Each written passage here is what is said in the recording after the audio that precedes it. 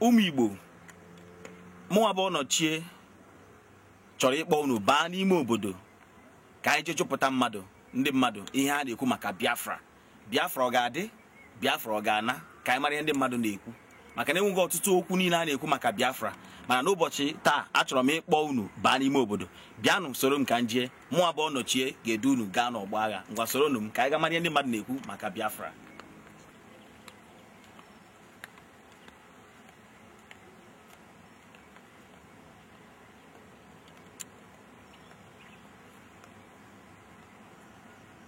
Ihe a bụ Kpakpando TV. Anyị chọrọ iji ohere a wee mara ihe ọtụtụ ndị mmadụ na-ekwu maka idozigharị Naijiria, tụmadụ n'ebe o metụtara Biafra. So Daddy, biko anyị chọrọ ka ị gwa anyị afa gị. I'm Gudu James Okoro alias Nwoke Ugboji.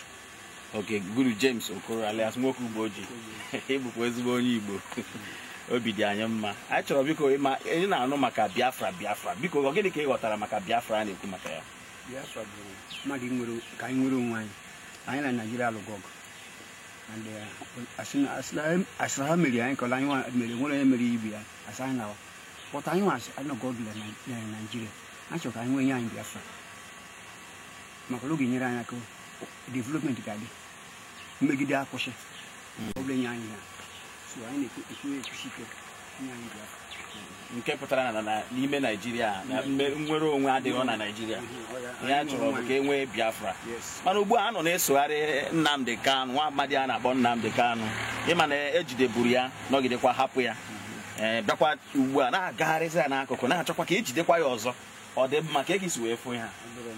Maka ọnọgọ ọtụtụ oge na ụlọ ebe dị iji ya.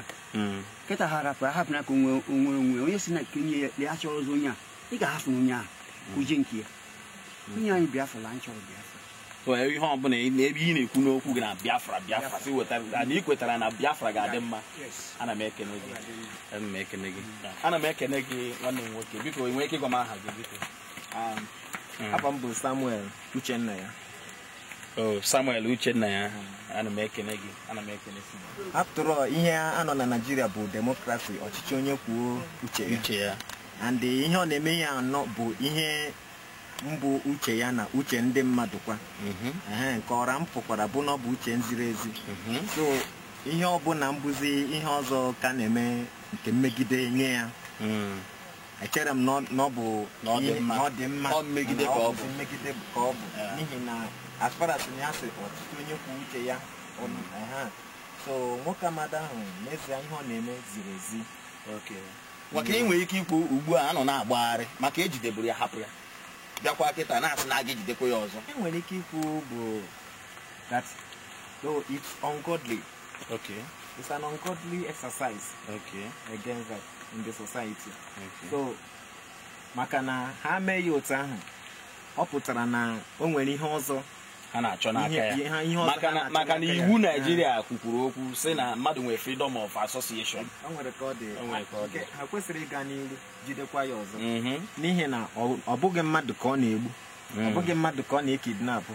Ọ bụ ndozi ihe ka ọ na-ime ka ndị mmadụ nwere onwe ha. Nke a na-emekwa na-eme, a na-emekwa ya eme. Thank God na mba ụwa niile matara n'ezie na ihe ọ na-eme bụ nwere onwe ka ọ na-azọ. Ọ daghị agba egbe, ndị na-eso ya n'azụ abịakwa na-agba egbe nke a ga-asị na a na-egbu mmadụ. Ọ bụkwa ndị ansef ka na-egbu egbu. So onye ọbụla nna sị na wee ga n'iru jide ya bụ eziokwu oziri ezi. Oziri ezi, o nwere ihe ọzọ ha bụ n'obi si ka tinye eziokwu ahụ anya ọzọ, si onye ọbụla mkpara ọbụla nkata ka akpara ihe ahụ si ka akpagharị anya ahụ ziri ezi si anwakwanye ahụ. That should not be attempt.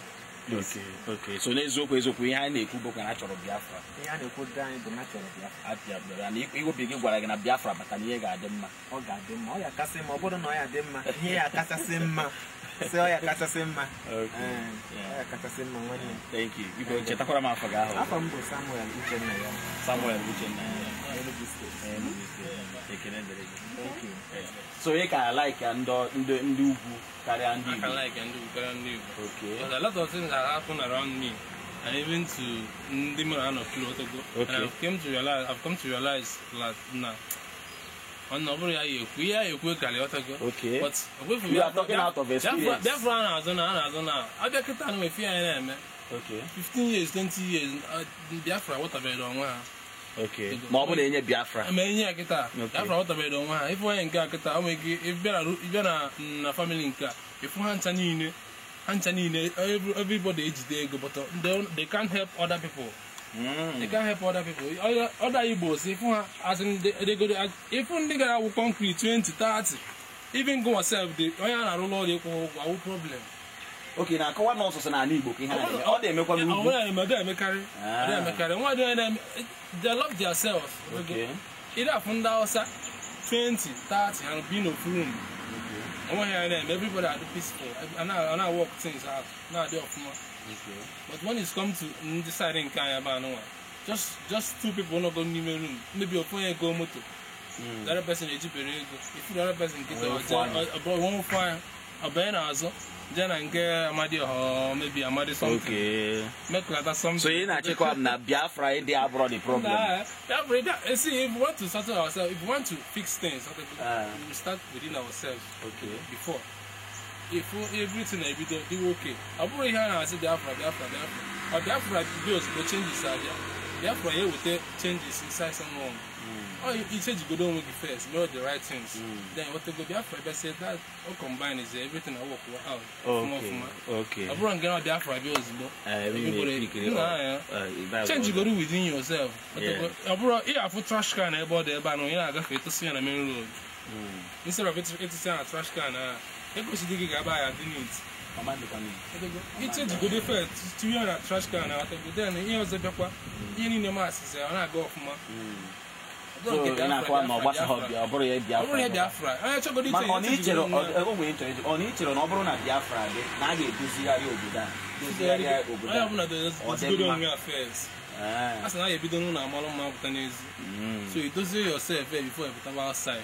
Okay. Kedu kwa maka quick notice yere ndị Igbo na North, ndị youth ndị Arewa yere ndị Igbo. Kedu ihe ga-ekwu gbasara nke a? Onye nwere ike ikwu gbasara that one. As ndị dị n'ebe ahụ gbadatawa. Onye ọbụla abatagodo bịa first. Onye ọbụla abata bịa dozie bịa. Okay, ni ani dị na akọ bụ ha natawa. Onye ọbụla abatagodo bịa dozie bịa. Ihe dị mma. Na ihe abịasa dị nke a na-ego many bushes ebe anụ nwa. Ọ ma ebe ọ ya bụ ebezi as na develop tego ebe ahụ. Many things there. But here I just said that if only we're like 5-story building, we're like 3 to 4 houses that side. So I need to have that. Come to your this thing town and develop it. Oh well, ego carry. Lawyers but something about something you are very lucrative. Everybody come in. Ego an appetite. Okay. Oh well, nah. I'm making it. We go get out for you. Get out for you. I'm Stanley. Thank you.